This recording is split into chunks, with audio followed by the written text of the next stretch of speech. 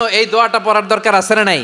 সকালবেলা যদি পড়েন 3 বার, সারাদিন তারা আপনার জন্য মাগফিরাতের দোয়া করবে। আর ওই দিন ইন্তেকাল করলে আল্লাহ তাআলা শহীদ হিসেবে আপনাকে কিয়ামতের দিন দাঁড় করাবে।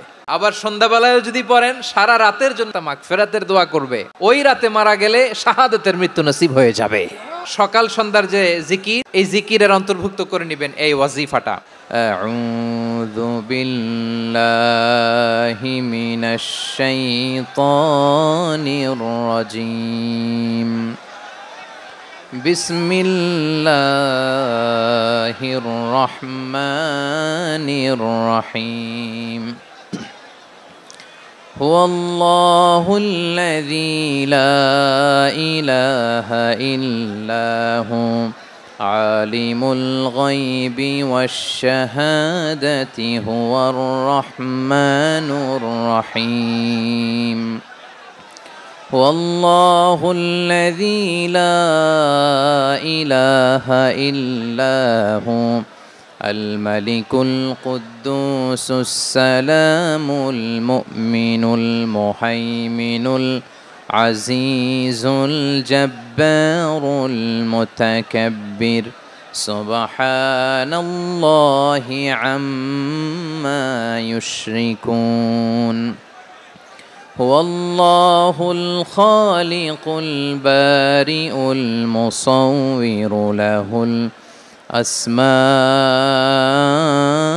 الحسنى يسبح له ما في السماوات والأرض وهو العزيز الحكيم.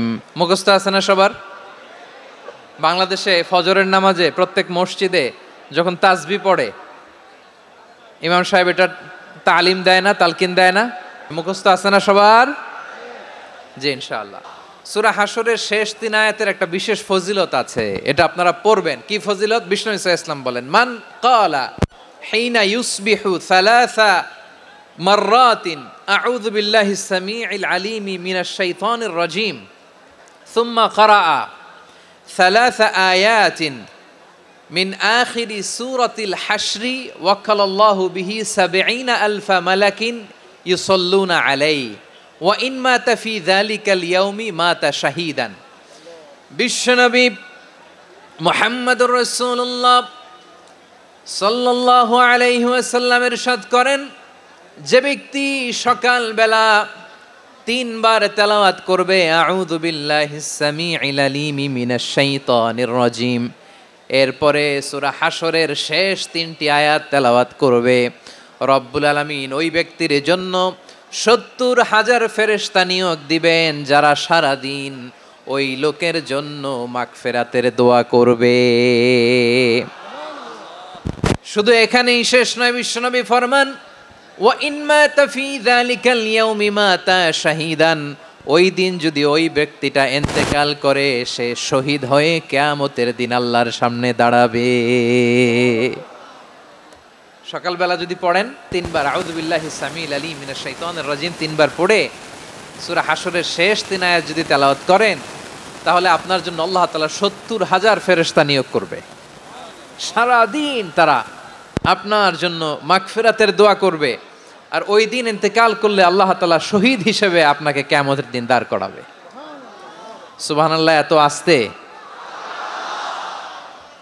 আবার সন্ধ্যাবেলায় যদি পড়েন, সারা রাতের জন্য ৭০,০০০ ফেরেশতা মাগফিরাতের দোয়া করবে। ওই রাতে মারা গেলে শাহাদাতের মৃত্যু নসিব হয়ে যাবে। এজন্য এই দোয়াটা পড়ার দরকার আছে না নাই? আযকারুস সাবাহি ওয়াল মাসা, সকাল সন্ধ্যার যে জিকির, এই জিকিরের অন্তর্ভুক্ত করে নেবেন এই ওয়াজিফাটা। যে হাদিসটা বর্ণনা করলাম সুনানে তিরমিজির হাদিস, যদিও হাদিসটা সনদের দিক থেকে দাঈফ, কিন্তু মুহাদ্দিসিনে ইকরাম বলেছেন যেহেতু এটা ফাজাইলুল আমালের হাদিস, এটা পড়ার ক্ষেত্রে কোনো নিষেধাজ্ঞা নাই, এটা পড়া যাবে। সো সকাল সন্ধ্যা যদি সুযোগ হয় এই ওয়াজিফাটা যেন আমরা পড়ি।